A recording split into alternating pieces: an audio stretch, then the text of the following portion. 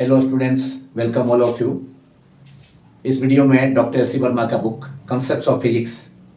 Part 2 का chapter 30 Gauss's law का exercises problems 19, 20 and 21 का कंप्लीट सॉल्यूशंस किया जाएगा, जो class 12 physics, IIT JEE, neat and other plus 2 level के इंट्रेंसेस के लिए हेल्पफुल होगा। सबसे पहले इस चैप्टर का question number 19, that is problem 19।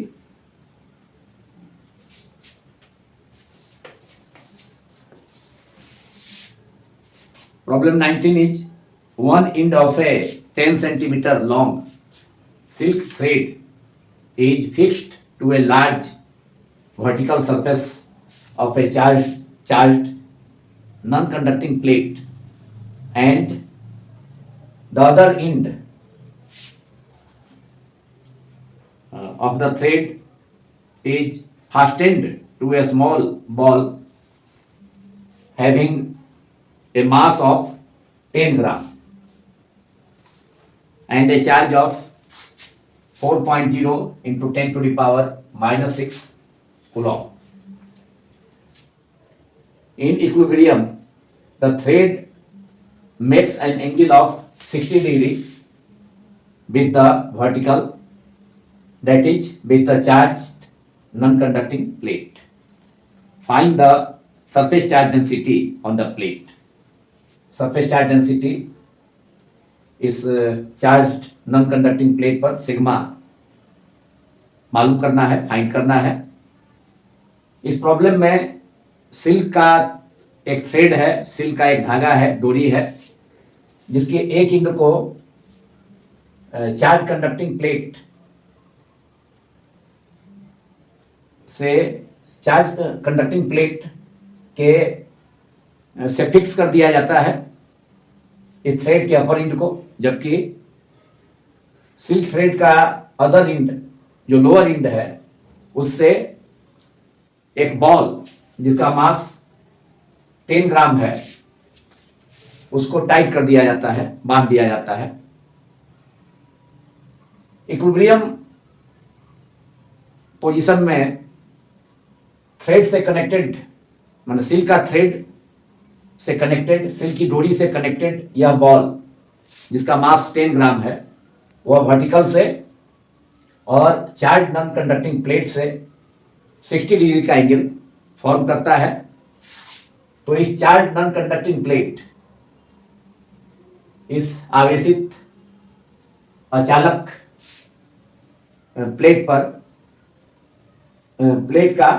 Surface charge density, आवेश का पृष्ठ घनत्व सिग्मा मालूम करना है, फाइंड करना है, कैलकुलेट करना है। अब इसके लिए हमने इस प्रॉब्लम से रिलेटेड डायग्राम को स्केच कर दिया है। अब यह देखना होगा कि सिल्क का थ्रेड से कनेक्टेड बॉल जिसका मास 10 ग्राम है, इस पर कौन कौन से फोर्सेस एक्ट करेंगे।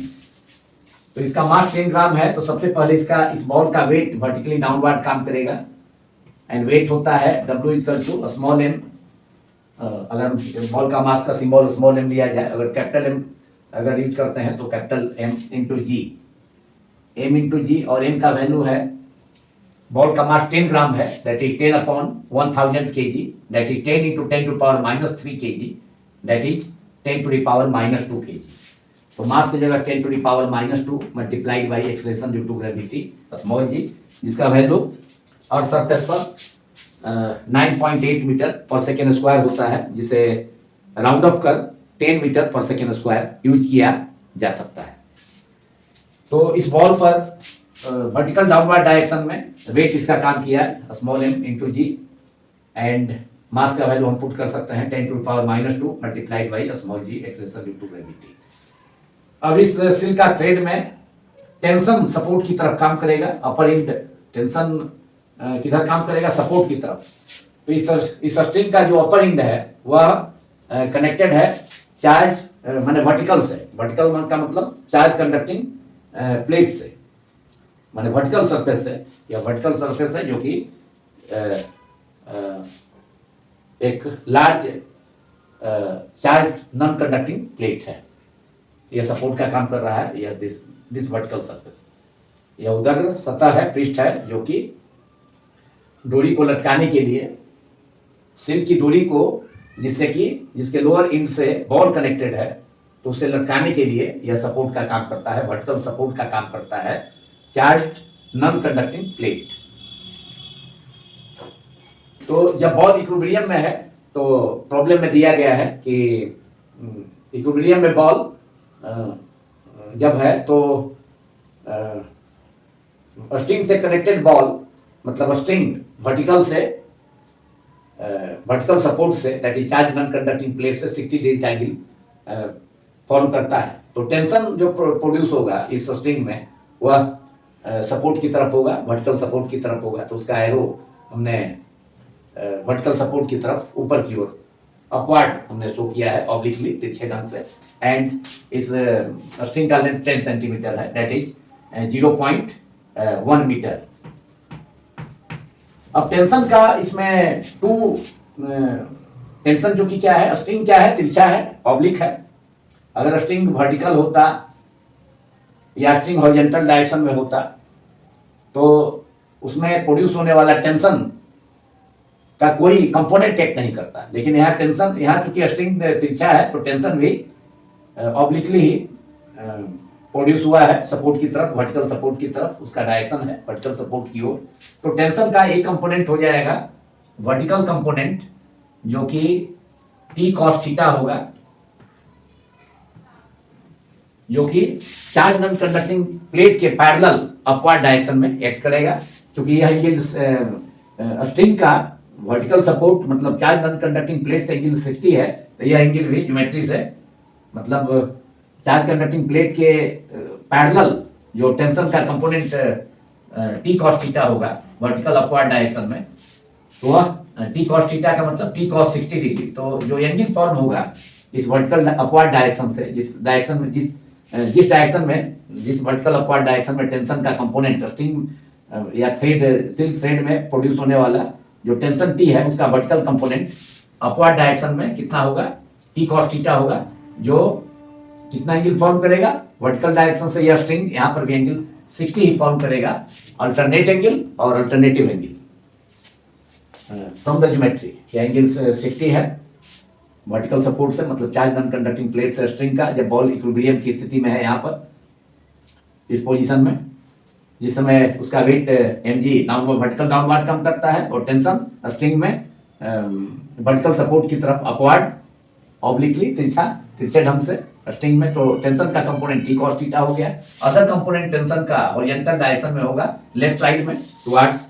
The vertical support, that is charge non conducting plate, and इधर कंपोनेंट होगा टी साइन 60 डिग्री। क्योंकि हॉरिजॉन्टल डायरेक्शन से स्ट्रिंग का एंगल फॉर्म नहीं हो रहा है, तो कंपोनेंट हम जानते हैं जिस डायरेक्शन में एंगल फॉर्म नहीं होता है तो उधर कंपोनेंट, उस डायरेक्शन में कंपोनेंट साइन थीटा के टर्म में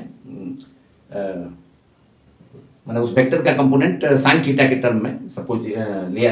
होता है। तो टी साइन 60 सपोर्ट की तरफ हॉरिजॉन्टल डायरेक्शन में लेफ्ट साइड में। अब चार्ज कंडक्टिंग प्लेट भी इलेक्ट्रिक फील्ड प्रोड्यूस करता है। तो इलेक्ट्रिक फील्ड का डायरेक्शन किधर होगा, जहां पर बॉल का पोजीशन है वहां पर यूनिट पॉजिटिव चार्ज जितना फोर्स का एक्सपीरियंस करेगा इस positively charge non conducting plate से positively charge non conducting plate, तो इलेक्ट्रिक फील्ड का डायरेक्शन हॉरिजॉन्टल डायरेक्शन में, राइट डायरेक्शन में होगा, मतलब पॉजिटिव एक्सेसिस के लॉन्ग होगा। इलेक्ट्रिक फील्ड का डायरेक्शन हॉरिजॉन्टल डायरेक्शन में पॉजिटिव एक्सेसिस के लॉन्ग होगा ई वेक्टर। तो यह चार्ज जो कि चार्ज दिया है, चार्ज का सिंबल स्मॉल क्यू हमने सपोज किया है, कैपिटल क्यू भी दिया जा सकता है। तो यहाँ स्मॉल क्यू हमने सिंबल यूज किया है बॉल पर चार्ज के लिए। तो 4 × 10⁻⁻⁶ कूलम। तो इस पर जो फोर्स काम करेगा इलेक्ट्रिक फील्ड के कारण, तो वह क्या होगा, पॉजिटिव चार्ज पर जो फोर्स काम करता है उसका डायरेक्शन इलेक्ट्रिक फील्ड के अलोंग ही होता है। तो इलेक्ट्रिक फोर्स इधर हो जाएगा इलेक्ट्रिक फील्ड के डायरेक्शन में। इलेक्ट्रिक फोर्स कितना हो जाएगा, Q × E। इलेक्ट्रिक फोर्स हो गया Q × E, small q into multiplied by capital E। Electric field intensity. Electric field intensity capital e vector से डिनोट किया जाता है। इसमें कोई चार्ज अगर क्यू लाई करता है तो उस पर इलेक्ट्रिक फोर्स, वह charge electric force Q into E vector experience करता है। तो इलेक्ट्रिक फील्ड के डायरेक्शन में, चूंकि चार्ज कंडक्टिंग प्लेट के कारण इस जहाँ पर बॉल इक्विलिब्रियम पोजीशन में जहाँ है, तो उस पॉइंट पर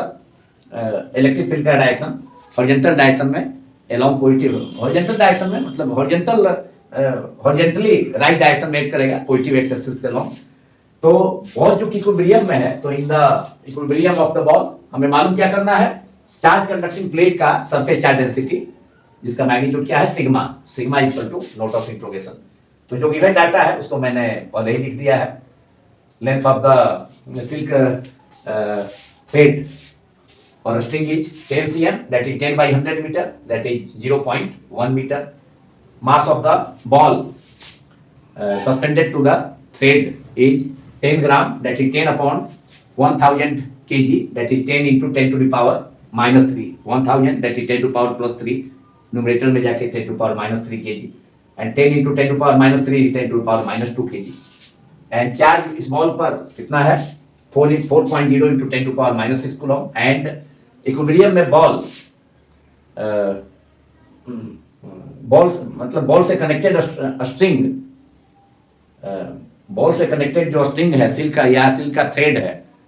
सिल्क का धागा है, वह कितना angle vertical support charge conducting plate से 60 डिग्री का फॉर्म करता है। तो theta is equal to 60 degree. तो surface charge density charge non conducting plate का मालूम करना है। Now write down in the equilibrium of the ball. Ball equilibrium position में है इस पॉइंट पर। यहाँ पर सपोज किया जाए पॉइंट पी है, तो यहाँ इक्विलिब्रियम में है, बॉल वहाँ पर रेस्ट में है। तो उस सिचुएशन में जो फोर्सेस, जो हॉरिजॉन्टल डायरेक्शन में फोर्सेस एक दूसरे को बैलेंस कर दिया, लेफ्ट एंड राइट डायरेक्शन वाला, एंड वर्टिकल डायरेक्शन में upward and downward force, upward force T cos theta, downward force weight of the ball. तो ये सभी एक दूसरे को वर्टिकल डायरेक्शन में दोनों फोर्सेस एक दूसरे को बैलेंस किए, एंड हॉरिजॉन्टल डायरेक्शन में भी both forces, left side horizontal left and horizontal right वाले दोनों फोर्सेस बराबर हो जाएंगे, इक्वल होंगे, तब वह बॉल क्या होगा, किसी खास जगह पार्टिकुलर प्लेस पर इक्विलिब्रियम में होगा, रेस्ट में आ जाएगा। In the equilibrium of the ball at point P, that is at angle 60 degree from the vertical support, we have horizontal left, horizontal component of tension T sin 60 degree acting towards left, that is T sin 60 degree, capital T sin 60 degree। यह balance कर देगा electric force experience by the ball. Electric force किसके कारण होगा, charge non conducting plate के electric field के कारण, जिसका direction towards horizontal right, along right, मतलब that is along positive x axis है। तो T sin 60 लेफ्ट डायरेक्शन में है, हॉरिजॉन्टल डायरेक्शन में, एंड जो चार्ज एक्सपीरियंस करेगा ball Q into electric field E में, कैपिटल E में, चार्ज नॉन कंडक्टिंग प्लेट के इलेक्ट्रिक फील्ड में, वह कितना है, Q इनटू E है। Q का वैल्यू बाद में हम पुट कर देंगे, अभी जो electric force experience by the ball is QE। So T sin 60 degree is equal to QE, say equation number 1, and T cos 60 degree, vertical component of tension produced in the thread, silk thread, T का जो vertical component है, vertical upward direction में, T cos 60 will balance the weight of the ball. T cos 30 degree, T cos 60 degree vertical upward, T cos 30 acting vertical, acting along vertical upward direction, while weight of the ball W is equal to mg, a small m into a small g, say mass of the body is a small m, so which is given in the problem 10 gram, mass 10 gram है ball का। तो vertical component of tension produced in the silk thread T cos 30 degree balances T cos 60 degree balances weight of the ball, that is T cos 60 degree is equal to m into a small m into g। Value m का मालूम है, charge q का भी मालूम है, electric field का value हम मालूम कर सकते हैं। इलेक्ट्रिक फील्ड का मैग्नीट्यूड ले लिया जाए, ई वेक्टर का मॉड कैपिटल ई, तो कैपिटल ई का वैल्यू हम जानते हैं sigma upon charge non conducting plate के कारण इलेक्ट्रिक फील्ड कितना होता है, sigma upon 2 epsilon naught, we know very well. Now dividing 1 and 2, dividing 1 and 2, so we have from 1 by 2 we have t sin 60 degree upon t cos 60 degree, that is t से t cancel हो जाएगा, t sin 60 degree upon t cos 60 degree equals to qe, small q charge of the ball, capital E electric field, and mg weight of the ball. T and T will cancel out in LHS. So sin 60 by cos 60, tan 60, or tan 60 degree equals to Q, a small q, charge of the ball, charge on the ball multiplied by capital E divided by a small m into G, weight of the ball. Now electric field is sigma upon 2 epsilon naught. क्योंकि हमें sigma मालूम करना है, तो equation sigma के लिए हम obtain कर सकते हैं, एंड उसके बाद जो भी डाटा है गिवन डाटा से वैल्यूज को पुट करके सिग्मा का वैल्यू मालूम कर सकते हैं। That is q upon m g, small m into small g, weight of the ball multiplied by capital E sigma upon 2 epsilon naught. अब यहाँ से सिग्मा एलिमिनेट कर लेंगे, क्योंकि चार्ज नॉन कंडक्टिंग प्लेट के कारण उसके नजदीक, उसके नियर कोई भी पॉइंट होगा, इररिस्पेक्टिव ऑफ डिस्टेंसेस, चाहे डिस्टेंस कोई भी हो, डिस्टेंस पर डिपेंड नहीं करता है। Non conducting infinite non conducting plane sheet of charge के कारण उसके निकट, उसके नियर किसी पॉइंट पर इलेक्ट्रिक फील्ड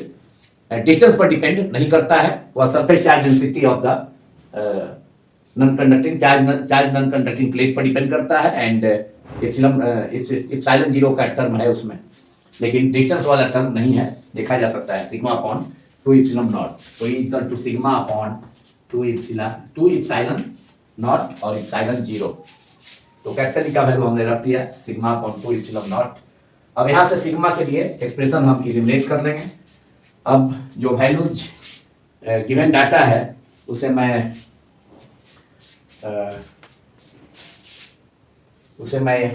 इरेज करता हूँ, मिटाता हूँ फर्दर सॉल्यूशन के लिए। डाटा याद रखना है, बुक भी है अवेलेबल। तो अब सिग्मा को एलिमिनेट कर दिया जाए इस एक्सप्रेशन से, therefore surface charge density of the charge non conducting plate is sigma equals to cross multiplication, using cross multiplication mg multiplied by 2 epsilon 0 multiplied by tan 60 degree upon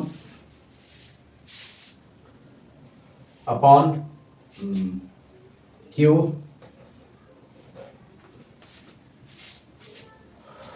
into sigma था numerator में, तो sigma हमने eliminate कर लिया, तो mg multiplied by 2 epsilon 0 tan 60 degree upon divided by Q. Numerator में केवल Q होगा, क्योंकि उसके क्यू के मल्टीपुल में सिग्मा था, तो सिग्मा न्यूमरेटर में आया। तो फॉर्मूला हमने एलिमिनेट कर दिया सरफेस चार्ज डेंसिटी के लिए। अब m का वैल्यू, मास कितना है 10 ग्राम, तो 10 into 10 to the power -3 kg, that is 10 to the power -2 kg। Mass कितना था 10 ग्राम था, तो 10 upon 10 to the power -3, sorry 10 divided by 1000 kg, that is 10 multiplied by 10 to the power -3 kg, that is 10 multiplied by 10 to the power -3 है, तो 10 का 1 positive power से 10 to the power -3 का एक निगेटिव पावर न्यूट्रलाइज हो जाएगा, तो that is 10 to the power -2 kg। मैंने लिखा भी था। जी का वैल्यू 9.8, राउंड ऑफ करके 10 ले लिया जाए, 9.8 मीटर पर सेकेंड स्क्वायर, तो राउंड ऑफ करके नियरली 10 मीटर पर second square multiplied by 2 multiplied by epsilon naught is 8.85 into 10 to the power -12 coulomb square per newton metre square, and tan 60 is √3, tan 60 is √3, तो √3 tan 60 के जगह use किया, divided by q, charge है numerator में केवल, and q का value given है, problem में दिया गया है 4.0 into 10 to the power -6 coulomb, that is 4 micro coulomb. 1 micro is 10 to the power -6, so charge का वैल्यू कितना हो गया 4 into 10 to the power -6। This is sigma, sigma का वैल्यू के लिए जो गिवन डाटा है सभी का हमने मास का, जी का वैल्यू सभी का, इप्सिलॉन नॉट एंड क्यू का वैल्यू 1060√3। और कुछ कैंसिलेशन हो जाएगा यहाँ, 2 से न्यूमरेटर में 2 है, डिनोमिनेटर में 4 है चार्ज का वैल्यू, तो 2 टाइम्स 4 कैंसिल हो गया एंड 10 2 से कैंसिल हो गया, न्यूमरेटर का 10 डिनोमिनेटर के 2 से अब 5 हो गया, दैट इज अब यहाँ कितना हो गया 8.85 इंटू 5 मल्टीप्लाई भी कर सकते हैं, 8.85 मल्टीप्लाइड बाई 5, 5 5 जा 25 रिमाइंडर 2, 8 5 जा 40 प्लस 2 42 रिमाइंडर 4, 8 5 जा 40 प्लस 4 44, दिस इज 44.2 प्लेस पर डिसिमल था 44.25 मल्टीप्लाइड बाई √3 का वैल्यू भी 1.732 भी हम यूज कर सकते हैं, ऐसे जनरली 1.732 यूज किया जाता है। अब पावर को देख लिया जाए, power 10 to the power -12 multiplied by 10 to the power -2 -14 है, लेकिन नीचे डिनोमिनेटर में 10 टू पावर -6 है, तो -6 से 10 टू पावर -12 एप्सिलॉन 0 का वैल्यू में 10 का जो पावर है, तो -6 कैंसिलेशन के बाद -6 पावर डिनोमिनेटर में बचेगा and 10 to power -6 multiply by 10 to power -2 that is 10 to power -8। Net power कितना हो गया 10 टू द पावर -8। अब केवल मल्टीप्लाई कर लेना है और हमारा आंसर होगा, तो 44.25 में 1.732 से मल्टीप्लाई करना है हम, तो हमारा जो आंसर है वह 7.5 इंटू 10 टू द पावर -7, -1 तो है ही है और एक पावर -1 बोथ टर्म्स को मल्टीप्लाई करने के बाद उसमें इन्वॉल्व हो जाएगा, तो 7.5 मल्टीप्लाइड बाई राउंड ऑफ करने के बाद प्रोडक्ट मल्टीप्लाई 44.25 मल्टीप्लाइड बाई 1.732, 44.25 कैसे हुआ 8.85 में 5 से मल्टीप्लाई किया गया तब हुआ, एंड फिर √3 का वैल्यू 1.732 एंड 10 के पावर्स न्यूमरेटर में कैंसिलेशन के बाद 10 टू पावर -8 बचा, तो 44.25 multiplied by 1.732 multiplied by 10 to power -8, तो राउंड ऑफ करके इसका value 7.5 into 10 to the power -7, that is sigma is equal to 7.5 into 10 to the power -7 coulomb पर मीटर स्क्वायर, कूलॉम पर metre square, coulomb upon metre square और coulomb metre -2। Answer coulomb पर metre square और coulomb CM-2, coulomb का symbol C, metre square का metre का power 2 numerator में आकर मीटर -2, जो कि सरफेस चार्ज डेंसिटी का यूनिट होता है। इस प्रकार प्रॉब्लम एक्सरसाइज प्रॉब्लम 19 का सॉल्यूशन कर लिया गया। Chapter 3 Gauss's law book concepts of physics part 2 written by doctor S.C. Verma.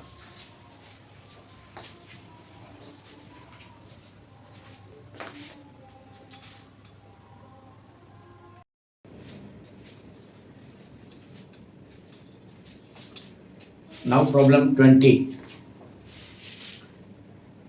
Consider the situation of the previous problem. Part A,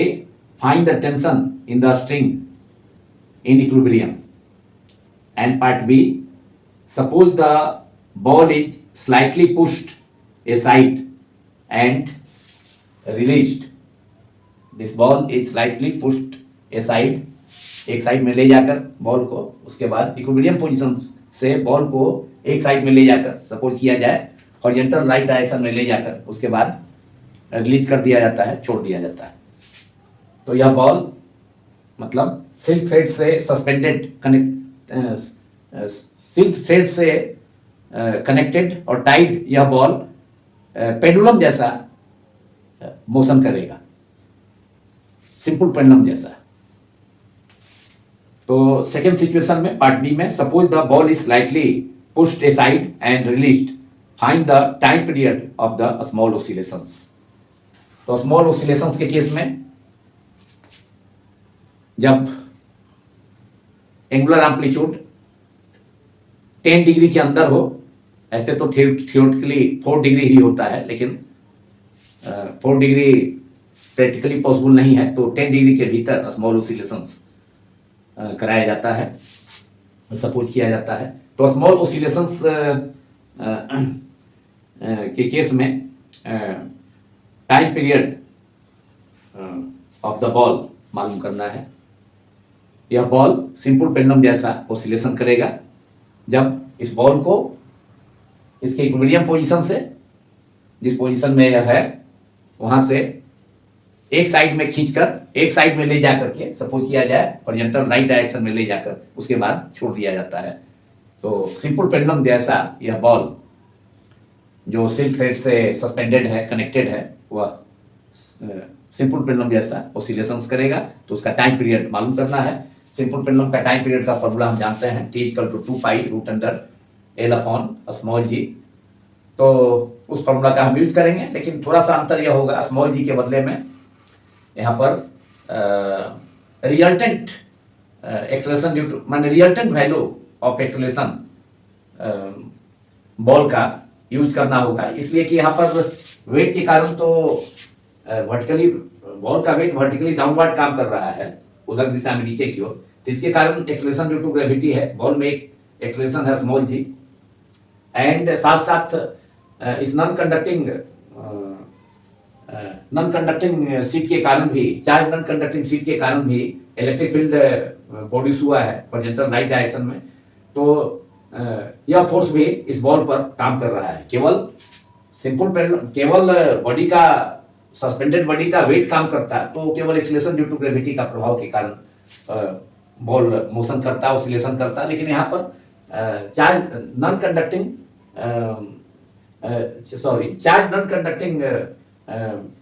seat के कारण भी इस बॉल पर इलेक्ट्रिक फोर्स हॉरिजॉन्टल डायरेक्शन में, मतलब along positive x axis right direction में act करता है। तो इसके कारण एक्सेलरेशन बॉडी में, माने इस बॉल में एक्सेलरेशन ए भी होगा हॉरिजॉन्टल डायरेक्शन में प्लस एक्स एक्सिस के अलोंग। तो एक्सेलरेशन ए होगा इस बॉल में, माने इलेक्ट्रिक फोर्स के कारण, इस बॉल पर एक्ट करने वाले इलेक्ट्रिक फोर्स के कारण एक्सेलरेशन ए होगा स्मॉल ए, एंड बॉडी का वेट के कारण, बॉडी ऑसिलेट कर रहा है तो वेट, बॉडी चूंकि हैंग्ड है, लटकाया गया है सिल्क थ्रेड से, एंड सपोर्ट का काम कर रहा है चार्ज नॉन कंडक्टिंग प्लेट और सीट का जो अपर एंड है वो सपोर्ट का काम करता है, उससे कनेक्टेड है स्ट्रिंग, एंड इक्विलिब्रियम पोजीशन में 60 डिग्री का एंगल बॉल से कनेक्टेड स्ट्रिंग वर्टिकल से, हमारे प्लेन सीट ऑफ चार्ज से बनाता है, मेक करता है। तो वेट के कारण इसमें जो इस बॉल में एक्सेलरेशन होगा, एक्ट करेगा, वह acceleration due to gravity small g होगा डाउनवर्ड, एंड इलेक्ट्रिक फोर्स के कारण हॉरिजॉन्टल राइट डायरेक्शन में प्लस एक्स एक्सिस के लोग एक्सेलरेशन ये होगा। अब दोनों का रिजल्टेंट मालूम करना होगा पार्ट बी के लिए। तो दोनों का रिजल्टेंट किधर काम करेगा, parallelogram law of vector relation से। दोनों का रिजल्टेंट जो है पैरेललोग्राम लॉ यूज करते हैं, तो उसके पैरेललोग्राम लॉ के डायगोनल से रिप्रेजेंट होगा, माने स्मॉल ए जो एक्सेलरेशन हॉरिजॉन्टल डायरेक्शन में है, इलेक्ट्रिक फोर्स के कारण बॉल पर जो इलेक्ट्रिक फोर्स काम करेगा उसके कारण एक्सेलरेशन होगा, और साथ साथ बॉल के वेट के कारण भी acceleration due to gravity vertical downward direction में होगा। तो दोनों के बीच में, दोनों एक दूसरे के, माने एक्सेलरेशन का डायरेक्शन, इलेक्ट्रिक फील्ड फोर्स के कारण जो एक्सेलरेशन होगा उसका डायरेक्शन पॉजिटिव एक्स एक्सिस के along, and acceleration due to gravity के कारण, वेट के कारण जो एक्सेलरेशन प्रोड्यूस है इसमें, माने एक्सेलरेशन जो एक्ट कर रहा है इस बॉल पर, वह acceleration due to gravity G है। तो दोनों एक दूसरे के म्यूचुअली परपेंडिकुलर है, राइट एंगल पर है। तो पैरेललोग्राम लॉ से इसका रिजल्टेंट जी और ए, मतलब ए का जो रिजल्टेंट होगा उसको हम, दोनों एक्सेलरेशन का जो रिजल्टेंट होगा उसको हम जी के जगह जी इफेक्टिव या जी डैश सपोज कर सकते हैं, जी इफेक्टिव और जी डैश भी सपोज कर सकते हैं, यह मालूम करना होगा। तो वह parallelogram law of vector addition का ही फार्मूला से टू वेक्टर्स अगर A vector and B vector theta angle पर हैं, इंक्लाइंड है, तो उस सिचुएशन में रिजल्टेंट वेक्टर का जो मैग्नीट्यूड होता है mod of R equal to root under mod of A square plus mod of B square plus 2 mod of A into mod of B into cos theta. यहाँ तो theta दोनों एक्सेलरेशंस जो है ball पर एक्ट करने वाले, हॉरिजॉन्टल डायरेक्शन में small ए है इलेक्ट्रिक फोर्स के कारण, बॉल पर इलेक्ट्रिक फोर्स एक्ट करने के कारण, एंड वेट के कारण वर्टिकली डाउनवर्ड काम करता है, तो उसके लिए acceleration due to gravity, ball पर एक्सेलरेशन ड्यू टू ग्रेविटी है वर्टिकल डाउनवर्ड डायरेक्शन में, दोनों के बीच का एंगल कितना है 90 डिग्री। तो हम आसानी से निकाल सकते हैं, लेकिन वह तो पार्ट बी में होगा, लेकिन उसके पहले पार्ट ए का सॉल्यूशन करना होगा जो आसानी से हम कर सकते हैं, जिसमें कि टेंशन मालूम करना है, tension produce in the string मालूम करना है पार्ट ए में इस प्रॉब्लम का। तो पहले हम लोग टेंशन में मालूम कर लें, find tension in the string, जो कि प्रॉब्लम 20 का पार्ट ए है। तो टेंशन के लिए हमारा रिलेशन मालूम था, प्रॉब्लम वही है 20 भी 19 से रिलेटेड। तो पार्ट ए का सॉल्यूशन के लिए for to find tension in the string, सबसे पहले टेंशन ही मालूम करना है, tension T in the string, T equal to note of interrogation। तो पहले तो अभी बॉल तो इक्विलिब्रियम, फिलहाल तो बॉल इक्विलिब्रियम पोजीशन पर ही है, इक्विलिब्रियम पोजीशन में ही है। तो इक्विलिब्रियम पोजीशन में T cos theta equal to mg, vertical upward force, one of the components of the tension produced in the string, T cos theta vertical upward direction में और positive Y direction में, and weight downward, तो T cos theta wait को balance कर लेगा, और horizontal direction में another component tension का T sin 60 डिग्री, एंड यह इक्वल हो जाएगा किसके, इलेक्ट्रिक फोर्स के, जो कि इलेक्ट्रिक फोर्स मतलब जो बॉल है, बॉल पर जो चार्ज है उसके कारण इलेक्ट्रिक फोर्स एक्सपीरियंस होगा राइट डायरेक्शन में, राइट हॉरिजॉन्टल डायरेक्शन में, that is along positive axis, जबकि T sin theta another component और हॉरिजॉन्टल कंपोनेंट ऑफ टेंशन वो एक्ट करेगा किधर, चार्ज कंडक्टिंग प्लेट की ओर। तो T sin 60 equal to F हम देख चुके हैं पहले प्रीवियस प्रॉब्लम में, उसी से रिलेटेड यह प्रॉब्लम है, and T cos 60 equal to mg। तो T cos 60 equal to mg से ही T का वैल्यू यहाँ पर मालूम हो जाएगा। तो सीधे in the equilibrium of the ball we have T cos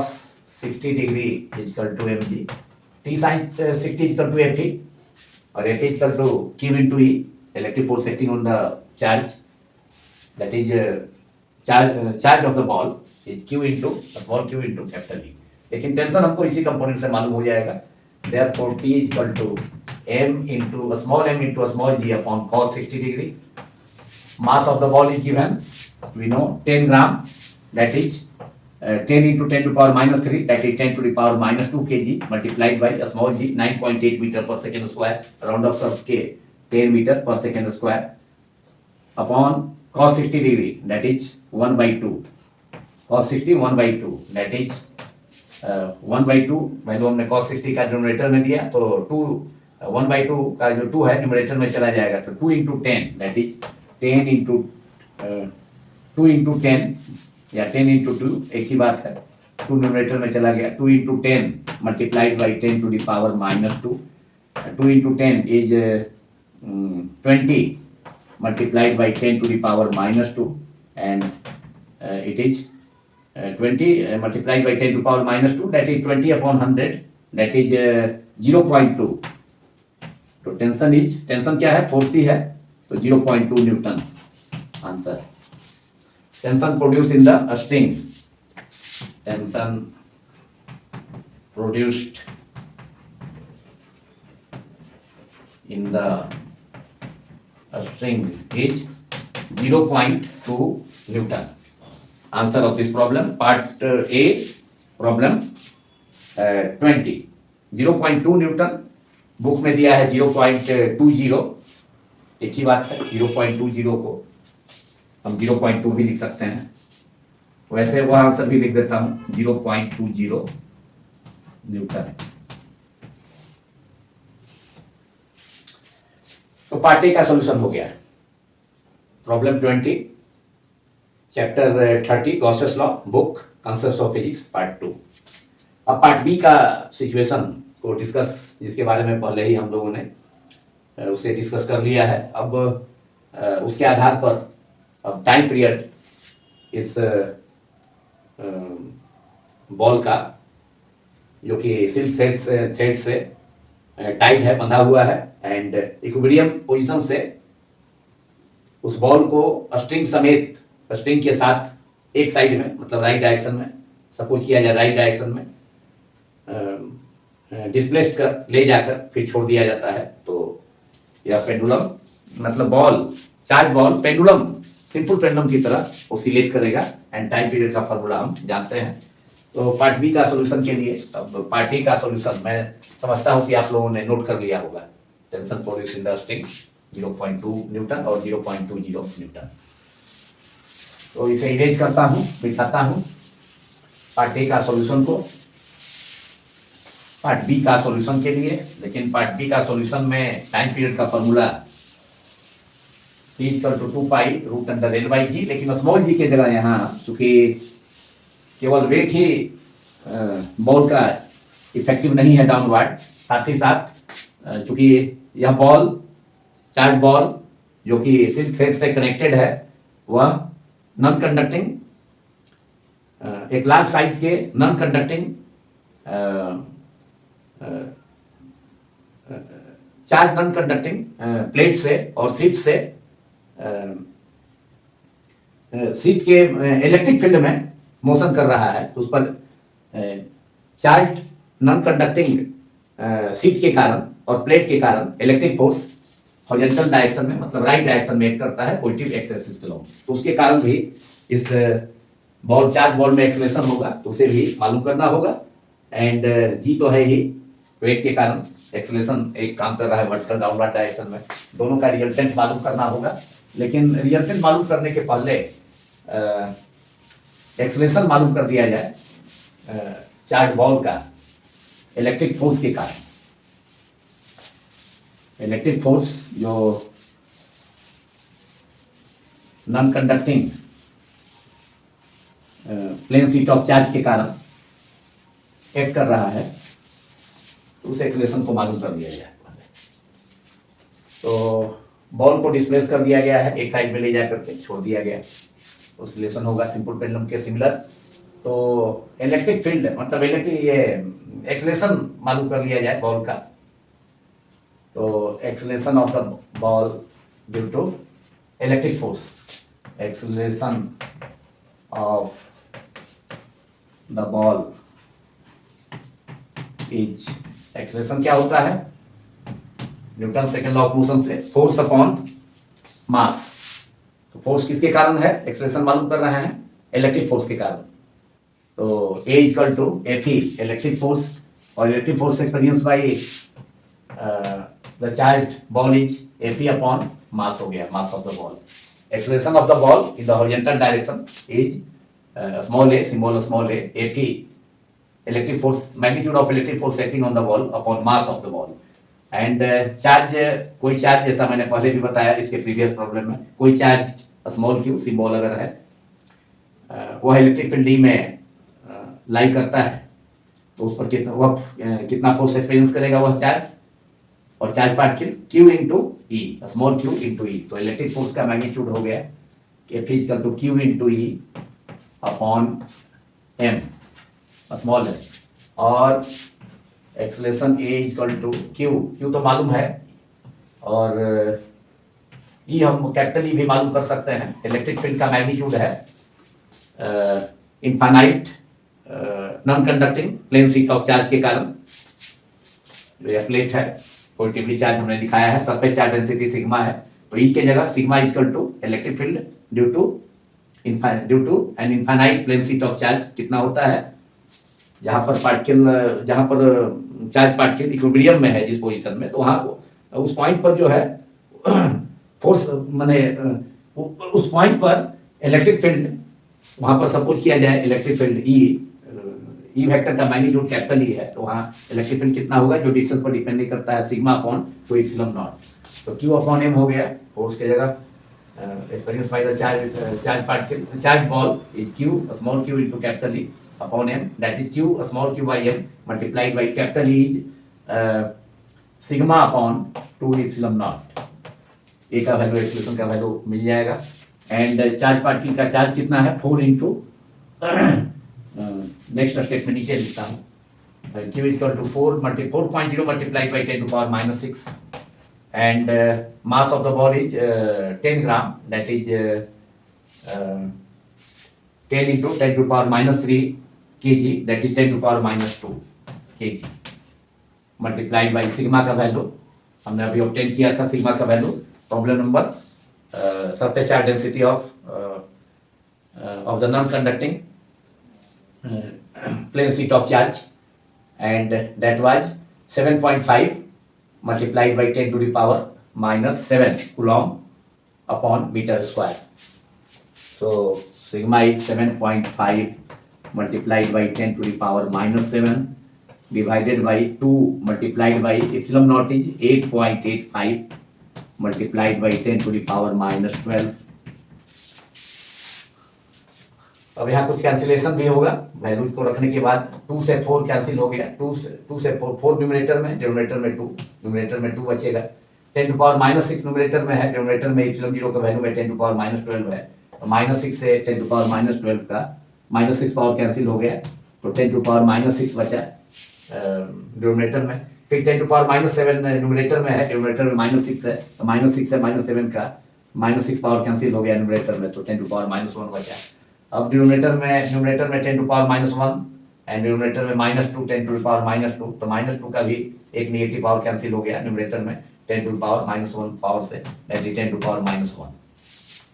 तो अब न्यूमरेटर में कितना बचा, 7.5 into 2, that is 15 divided by 8.85 multiplied by 10 to power minus 1, अब केवल डिनोमिनेटर में है, न्यूमरेटर में जाके 10 to power plus 1, that is 10। So 15 upon 8.85 is 1500, 100 से मल्टीप्लाई हो जाएगा। अगर डिसमल डिनोमिनेटर में डिसमल को 2 प्लेस पर डिसमल है, 2 प्लेसेस पर, तो उसको अगर उस डिसमल को हटाते हैं तो 100 से मल्टीप्लाई हो जाएगा न्यूमरेटर में, तो 15 इंटू 100 1500 1500 अपॉन 885 मल्टीप्लाइड बाई 10, ए का वैल्यू आ गया, acceleration of the charge ball is 1500 में अब 885 से हम अगर डिवाइड करें तो 1.7, it is 1.7 multiplied by 10, that is 17 metre पर सेकेंड स्क्वायर आए, एक्सेलरेशन का वैल्यू हो गया। राइट डायरेक्शन में, हॉरिजॉन्टल डायरेक्शन में इलेक्ट्रिक फोर्स एक्सपीरियंस करने के कारण जो एक्सेलरेशन प्रोड्यूस होगा वह उसका value 1500 upon 885 is 1.7 nearly multiplied by 10, that is 17 by 10 into 10, that is 0 से 0 कैंसिल हो गया, 17 मीटर पर सेकेंड स्क्वायर। एंड जी का वैल्यू जो वेट के कारण, जो बॉल का वेट के कारण जो वर्टिकल डाउनवर्ड डायरेक्शन में एक्सेलरेशन एक्ट करता है, कर रहा है इस बॉल पर, वह एक्सेलरेशन ड्यू टू ग्रेविटी है। तो जी का वैल्यू तो मालूम है 9.8 मीटर पर सेकेंड स्क्वायर, तो रिजल्टेंट जो होगा ए का acceleration of the ball horizontal direction में पॉजिटिव एक्स एक्सिस के long, and vertical down direction में एक्सेलरेशन ड्यू टू ग्रेविटी है, तो दोनों का रिजल्टेंट दोनों एक दूसरे से कितने पर है, कितने एंगल पर एक्ट करता है, both are acting at 90 degree. So using parallelogram law of vector addition for the resultant acceleration g effective, जिससे कि टाइम पीरियड का वैल्यू मालूम हो जाएगा। तो अब मैं इरेज करता हूँ, एक्सेलरेशन का वैल्यू नीचे है 17 मीटर पर सेकेंड स्क्वायर, तो resultant acceleration due to resultant acceleration ball का मालूम कर लिया जाए। तो resultant acceleration using parallelogram law of vector addition, magnitude of resultant vector या magnitude of vector is acceleration in this case. तो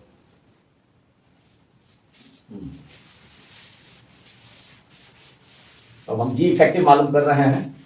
resultant acceleration due to gravity, yeah, resultant acceleration of the ball. So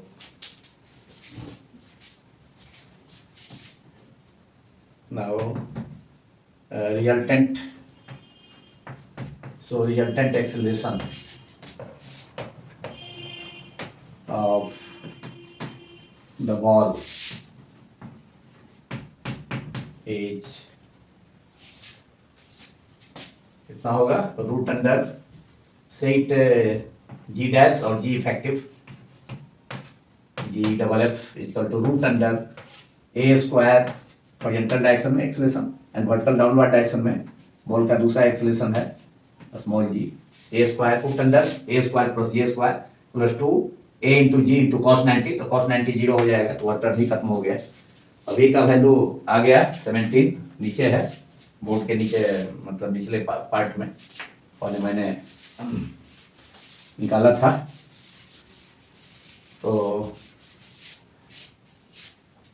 equal to root under ए की जगह 17 square plus जी 9.8, उसे round off करके 10 लिख दिया जाए, solve करने में भी आसानी होगी। That is 17 square plus 10 square is equals to 17 square, that is 17 into 70, sorry 17 into 17। अब दोनों को मल्टीप्लाई करें तो 289, 17 square 17 into 17 is 289 plus 10 square, तो काफी आसान है 100, दैट इज इफेक्टिव मतलब रिजल्टेंट एक्सेलरेशन जी इफेक्टिव और जी डैश इक्वल्स टू, और ए डैश भी मान सकते हैं, कोई दिक्कत नहीं है, रूट अंडर 289 प्लस 100 389, नियरली 400 है, 400 होता तो 20 हो जाता है, अब 20 से कुछ कम होगा, 19 पॉइंट्स इसका वैल्यू नियरली 19.6,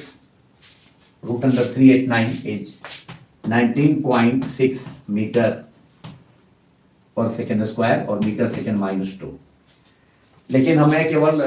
रिजल्टेंट एक्सेलरेशन ही चार्ज बॉल का मालूम नहीं करना है, हमें टाइम पीरियड मालूम करना है। टाइम पीरियड ऑसिलेशन का क्या होगा, जो सिंपल पेंडुलम के सिमिलर सिंपल पेंडुलम के समान जैसा सिंपल पेंडुलम जैसा यह बॉल ऑसिलेट करेगा, क्योंकि इस बॉल को इक्विलिब्रियम पोजीशन में जहां भी है फिलहाल, जिस पर कि vertical forces and horizontal forces एक दूसरे को बैलेंस कर देते हैं, एक दूसरे को न्यूट्रलाइज कर देते हैं। अब इस पोजीशन से एक साइड में ले जाकर से सपोज किया कि राइट साइड में ले जाकर छोड़ दिया गया, तो यह सिंपल पेंडुलम के समान similar to a simple pendulum oscillate करेगा। एंड सिंपल पेंडुलम का आप फार्मूला जानते हैं टाइम पीरियड का, T equal to 2 pi root under L by g small g. लेकिन केवल acceleration due to gravity acceleration act करता तब तो स्मॉल जी हम लेते, लेकिन यहाँ पर तो इलेक्ट्रिक फोर्स के कारण हॉरिजॉन्टल डायरेक्शन में भी बॉल में एक्सेलरेशन है, तो दोनों एक्सेलरेशन का हॉरिजॉन्टल डायरेक्शन में एक्सेलरेशन स्मॉल है एंड वर्टिकल डाउनवर्ड डायरेक्शन में acceleration due to gravity small g का रिजल्टेंट इधर जी इफेक्टिव हो गया। तो उसका वैल्यू आ गया root under 389, that is 19.6 metre पर second square. Therefore finally part B का जो फाइनली जो हमें मालूम करना है, time period of the charge ball is, therefore time period of oscillations, time period of oscillations of the charged ball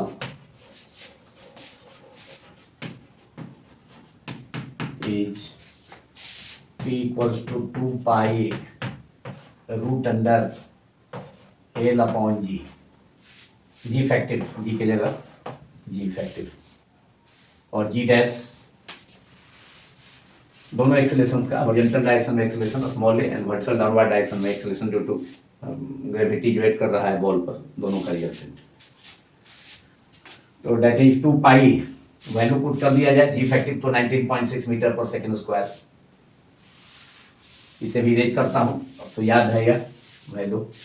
is equal to 2 multiplied by pi 3.14 multiplied by root under L, length of the silk thread is silk का जो धागा जिसे कि ball को tight किया गया है, तो उसका लेंथ कितना है 10 सेंटीमीटर, तो 10/100 दैट इज 0.1, तो एल की जगह 0.1 metre, root under 0.1 metre upon g effective अभी हमने ऑब्टेन किया, जी इफेक्टिव इज 19.6 मीटर पर सेकेंड स्क्वायर। तो जी इफेक्टिव की जगह जो रिजल्टेंट एक्सेलरेशन है, acceleration due to gravity, resultant acceleration charge ball का 19.6। अब 19.6 में 1 प्लेस पर डिसिमल है, 0 पॉइंट न्यूमरेटर में 0 पॉइंट, डिनोमिनेटर में 19.6 1 प्लेस पर डिसिमल है, न्यूमरेटर में 0.1 1 प्लेस पर डिसिमल है, दोनों यूटिलाइज हो जाएगा। तो 2 इंटू, अब नीचे लिखता हूँ नेक्स्ट स्टेप में, 2 इंटू 3.14 इज 6.28 रूट अंडर, अब 0.1 upon 19.6 is 1 upon 196, and square root of 196 is 14, so it is now 6.28 divided by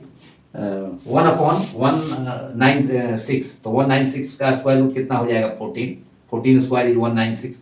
तो 14 डिनोमिनेटर में आ जाएगा स्क्वायर रूट से बाहर आकर के, तो 6.28 अपॉन 14,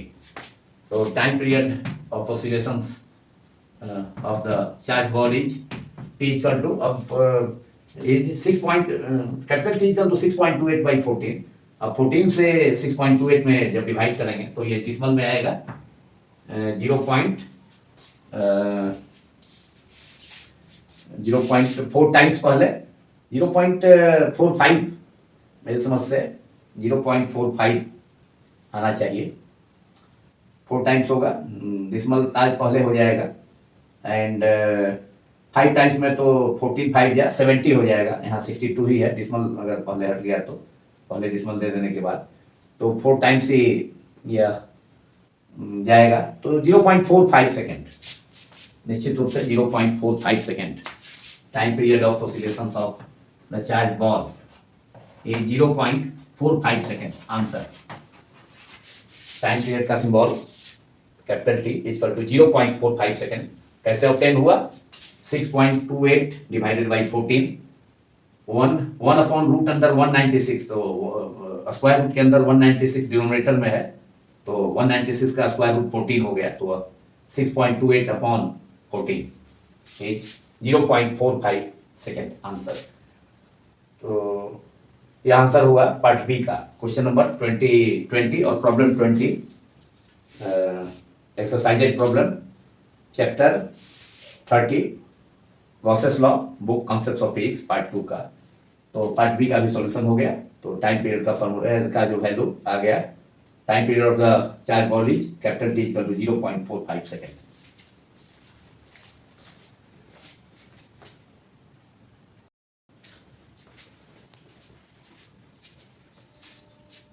प्रॉब्लम 21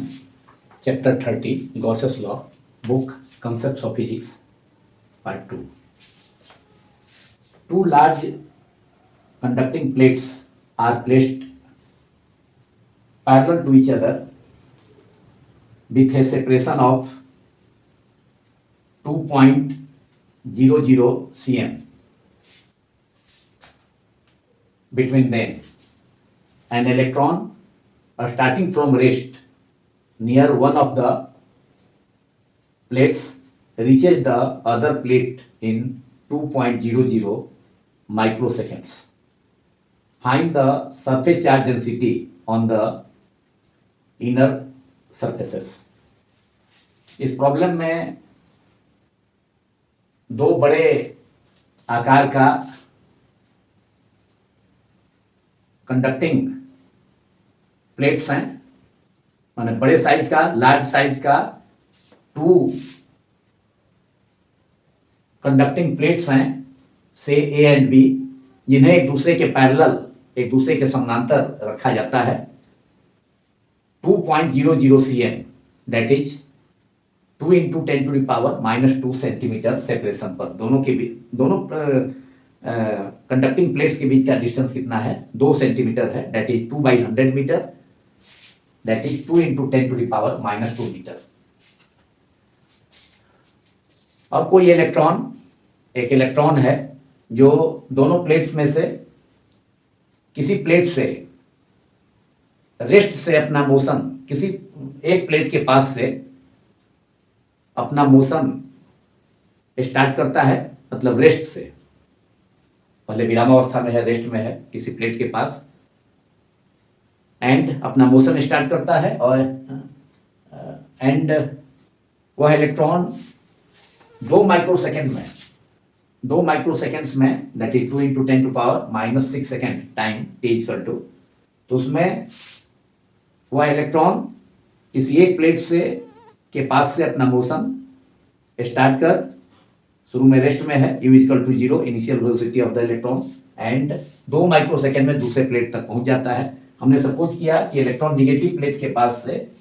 अपना मोशन स्टार्ट किया रेस्ट से, तो u equal to 0, and positive plate उसे अटैक करेगा, तो इसलिए उसका मोशन निगेटिव प्लेट से, इलेक्ट्रॉन का मोशन निगेटिव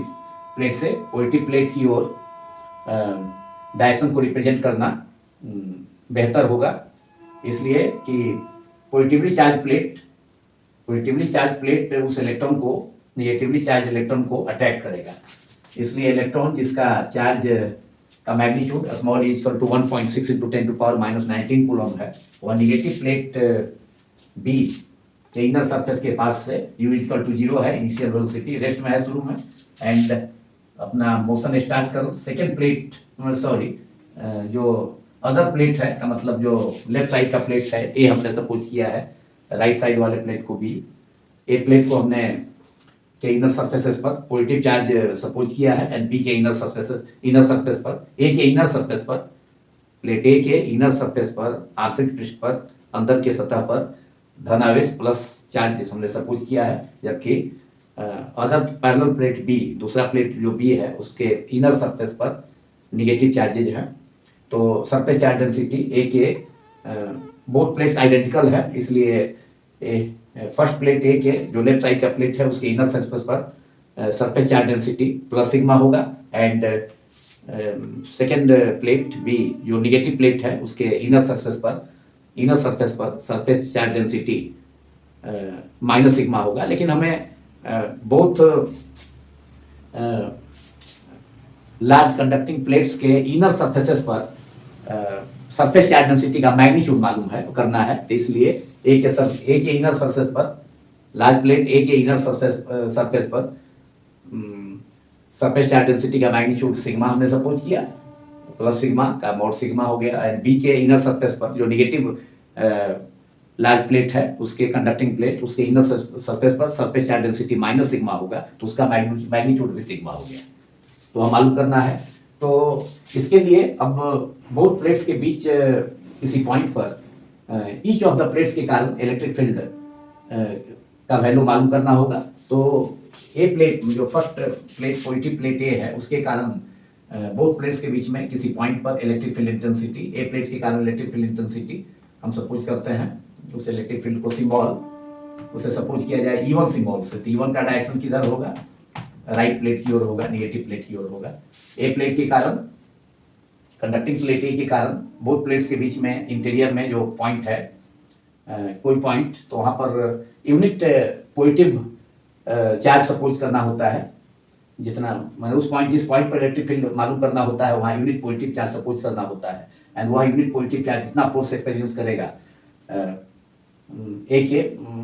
कंडक्टिंग प्लेट ए के इनर सरफेस पर पॉजिटिव चार्ज के कारण, तो इनर सरफेस पर पॉजिटिव चार्ज के कारण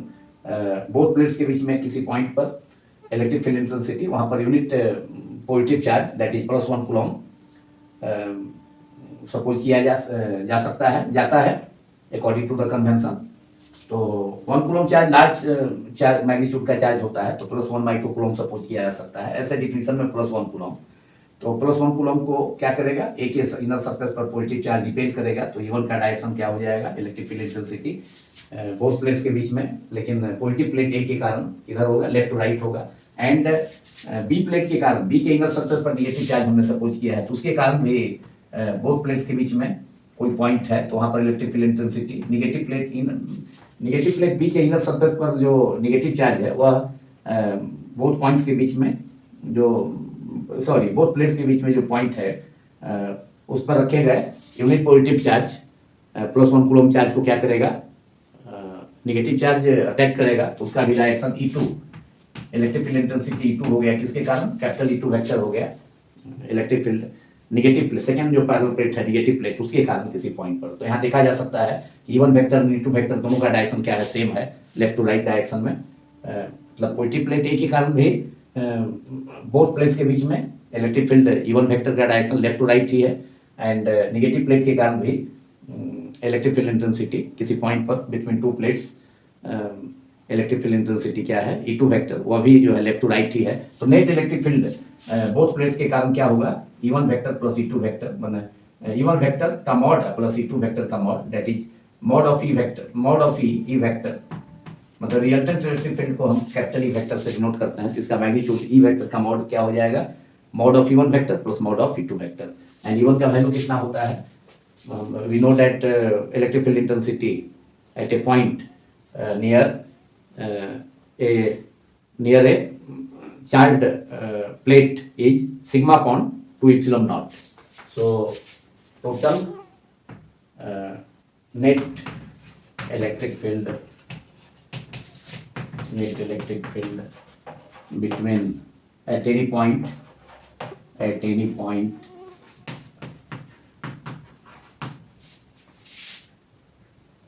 between two plates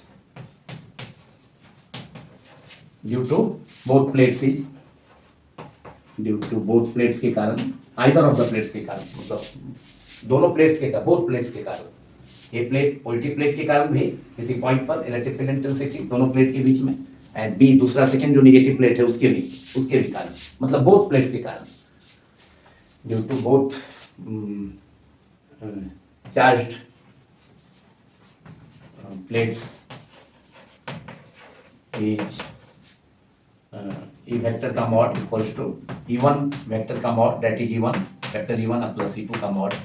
magnitude of resultant electric field intensity at any point between two plates is capital E equals to E1 plus E2, and E1 is equal to sigma upon 2 epsilon naught plus sigma upon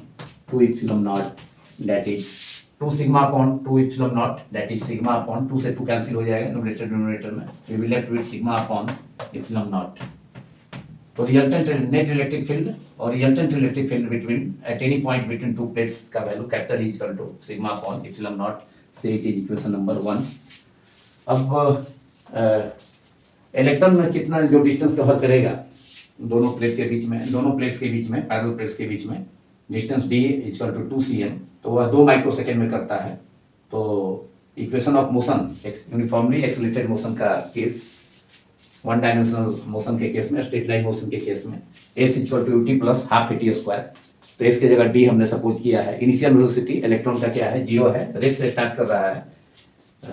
both plates में से any of the plates है, तो हमने suppose किया है कि negative plate के नजदीक निकट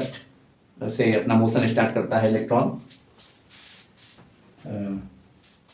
जिसके चार्ज को स्मॉल ई के मैग्नीट्यूड को स्मॉल ई सिंबल से डिनोट किया जाता है। रेस्ट में से स्टार्ट किया है मोशन, तो u इक्वल टू 0 है इनिशियल वेलोसिटी, एंड पूरा डिस्टेंस d मतलब 2 सेंटीमीटर कवर कर दिया है कितने सेकंड में, 2 माइक्रोसेकंड टाइम में, 2 microsecond, d equal to 2 microsecond में। तो लेफ्ट साइड का जो प्लेट है पॉजिटिव प्लेट वहाँ तक पहुँच गया, तो उसके लिए रिलेशन मतलब इक्वेशन एक ऑब्टेन कर लें, s equal to ut plus half at square, तो u तो 0 है, तो इसलिए फर्स्ट टर्म तो ut वाला टर्म 0 हो जाएगा, लेकिन हाफ at स्क्वायर और e का वैल्यू जो है Newton second law of motion से acceleration of the electron force, electric force upon mass, electric force कितना होगा, small E into capital E. Charge अगर q इलेक्ट्रिक फील्ड में कैपिटल ई में होता है या मोशन करता है तो इलेक्ट्रिक फोर्स एक्सपीरियंस करता है q इंटू ई, लेकिन इलेक्ट्रॉन कितना फोर्स, इलेक्ट्रिक फोर्स एक्सपीरियंस करेगा, small E into capital E. Magnitude of electronic charge of the electron minus ही होता है इलेक्ट्रॉन का चार्ज, उसका मॉड स्मॉल ई हो गया, एंड इलेक्ट्रिक फील्ड का मैग्नीट्यूड ई है capital e vector, total electric field है, उसका मैग्नीट्यूड यहाँ लिखा है capital e equal to sigma upon epsilon naught. Put कर देंगे तो पहले एक रिलेशन फार्मूला के रूप में, फार्मूला के फॉर्म में ऑब्टेन कर लें using equation of motion, D S की जगह डी यूज करें, d equal to half T square. Initial speed electron का 0 है, इसलिए since u equal to 0, so d is the distance covered by the electron between two plates. उसका value है दिया हुआ d 2cm है, बाद में पुट करेंगे, लेकिन पहले हमें मालूम करना है सरफेस चार्ज डेंसिटी. मतलब बोथ चार्ज कंडक्टिंग प्लेट्स के इनर सरफेसेस पर सरफेस चार्ज डेंसिटी का मैग्नीट्यूड सिग्मा मालूम करना है. तो d इक्वल टू 1/2 ए के जगह एक्सेलरेशन के जगह force upon mass. Force means electric force. Electric force electron experience करेगा small E into small E electron का चार्ज का magnitude multiplied by electric field का magnitude capital E upon mass. Electric force F equal to small E into capital E. Q E होता है तो Q की जगह electron के case में स्मॉल ई इंटू कैपिटल ई इलेक्ट्रिक फील्ड का magnitude upon M. Acceleration ए की जगह हुआ multiplied by T square. T भी मालूम है एंड इलेक्ट्रिक फील्ड भी मालूम हो गया. Net electric field both plates के बीच में. पॉजिटिव प्लेट के कारण भी electric field intensity E1 vector direction भी है left to right. And negative plate के कारण भी इलेक्ट्रिक फील्ड का वही डायरेक्शन है, सेम डायरेक्शन है. निगेटिव मतलब निगेटिव प्लेट का बी का निगेटिव चार्ज जो है पी दोनों प्लेट्स के बीच में किसी पॉइंट पर जो यूनिट पॉजिटिव चार्ज सपोज किया जाता है, जितना यूनिट पॉजिटिव चार्ज कितना किसी पॉइंट पर रखा गया, यूनिट पॉजिटिव चार्ज कितना फोर्स एक्सपीरियंस करेगा, वह उस पॉइंट पर इलेक्ट्रिक फील्ड इंटेंसिटी होता है. तो निगेटिव प्लेट भी क्या करेगा, जो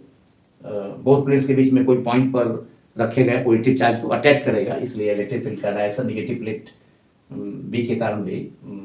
उसी के लॉन्ग होगा, मतलब लेफ्ट टू राइट ही होगा. एंड ए पर जो पॉजिटिव चार्ज है ए के इनर सरफेस पर, तो वह भी बोथ प्लेट्स के बीच में किसी पॉइंट पर सपोज किए गए यूनिट पॉजिटिव चार्ज +1 कूलम को क्या करेगा, रिपेल ही करेगा. तो इसलिए E1 का जो डायरेक्शन है electric field capital E1 vector due to positive charge plate A is also along left to right, that is along positive x axis. तो बोथ E1 और E2 का डायरेक्शन सेम डायरेक्शन में है, left to right. So net electric field at any point between two plates is capital E will equal to E1 plus E2. दोनों sum up हो जाएगा, जो कि हमने किया सिग्मा अपॉन एप्सिलॉन नॉट. यहाँ कैपिटल ई की जगह जो नेट इलेक्ट्रिक फील्ड है वो प्लेट्स के बीच में, उसके जगह sigma by epsilon naught put कर दिया जाए. तो 1/2 multiplied by small E multiplied by capital ई की जगह स्मॉल ई बाई एम पहले लिख लिया जाए. We can write E by m, small e by small m. Small m is the mass of the electron which is moving between two plates from one plate to another plate, say from negative plate to positive plate. And capital E is sigma upon epsilon naught bracket closed multiplied by t square. अब d का left hand side में क्या है, distance between two plates which is small d. अब हमें एक relation surface charge density on the inner surfaces of two parallel plates के लिए यहाँ से ऑब्टेन हो रहा है. एंड उस एक्सप्रेशन में जो टर्म्स हैं स्मॉल एम एप्सिलॉन नॉट या स्मॉल ई टी डी सबका वैल्यूज को पुट कर हम सरफेस चार्ज डेंसिटी ऑब्टेन कर सकते हैं. Therefore surface charge density sigma surface charge density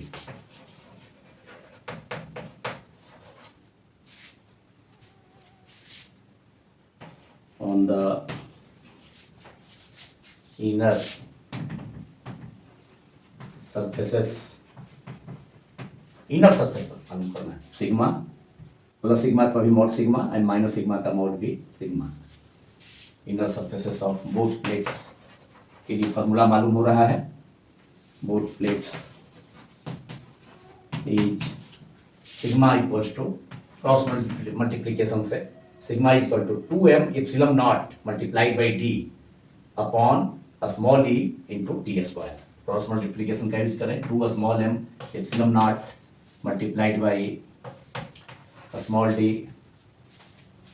upon a small e divided by a small e multiplied by t square. So say it is the formula for surface charge density. Sigma equal to 2m epsilon naught multiplied by small D divided by small E into T square. अब सभी के values को put कर दिया जाए तब हम इस इक्वेशन को, हमने वंस एक इक्वेशन यूज किया था, अब इक्वेशन नंबर 2 सपोज कर लिया जाए, से it is equation number 2। Now sigma equal to 2 multiplied by a small m mass of an electron 9.1 into 10 to the power minus 31 multiplied by epsilon naught 8.85 multiplied by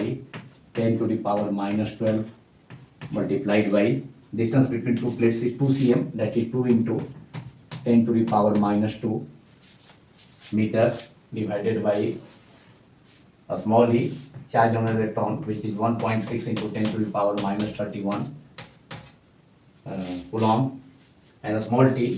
2 microsecond, that is 2 into 10 to the power minus 2 का whole square। अब numerator में 2 square that is 4, numerator में भी 2 into 2 4, यह cancel हो गया। Numerator में 2 square numerator का दैट इज 4 एंड न्यूमरेटर में भी 2 इंटू 2 4 कैंसिल हो गया। अब 10 टू पावर माइनस 2 का whole square that is 10 to power minus 10 to power minus 6 है, माइक्रो सेकेंड है, तो 2 into 10 to power minus 6 2 microsecond है, तो 2 इंटू 10 टू पावर माइनस 6 का स्क्वायर, तो माइनस 6 का स्क्वायर माइनस 12 एंड न्यूमरेटर में भी 10 टू पावर माइनस 12 है, तो कैंसिल हो गया, पूरा टर्म खत्म हो गया नीचे का। 2 इंटू 10 टू पावर माइनस 6 का होल स्क्वायर पूरा टर्म न्यूमरेटर के टर्म से कैंसिल हो गया। 10 टू पावर माइनस 6 का square 10 to power minus 12, numerator में भी माइनस 12 है, कैंसिल हो गया। एंड 2 स्क्वायर 4, न्यूमरेटर में भी 2 इंटू 2 से कैंसिल हो गया। तो अब कितना बच रहा है न्यूमरेटर में 9 पॉइंट न्यूमरेटर में सॉरी यहाँ जो इलेक्ट्रॉन का चार्ज है 10 to power minus 19 1.6 into 10 to power minus 19, electron का मास है 9.1 इंटू 10 टू पावर माइनस 31। और माइनस 19 डिनोमिनेटर में है एंड डिनोमिनेटर में इलेक्ट्रॉन का चार्ज में जो 10 का पावर है एंड मास का जो पावर 10 टू पावर माइनस 31, यह भी कैंसिल हो जाएगा। तो माइनस 19 से माइनस 31 भी कैंसिल हो गया, माइनस 12, तो न्यूमरेटर में बच गया कितना 10 to power minus 12 and minus 2 भी है, तो माइनस 14, कुल मिला करके minus 14 and 9.1 multiplied by 8.85 multiply कर दिया जाए 80.535, तो न्यूमरेटर में 80.535 9.8 multiplied by 8.85 is 80.535 multiplied by 10 to power minus 12, अभी जो कैंसिलेशन किया 10 टू पावर माइनस 19 से 10 टू पावर माइनस 31 का, तो 10 to power minus 12 multiplied by 10 to power minus 2 that is 10 to power minus 14 divided by denominator में बचा केवल अब 1.6, बाकी ऑल टर्म्स कैंसिल हो चुके हैं। तो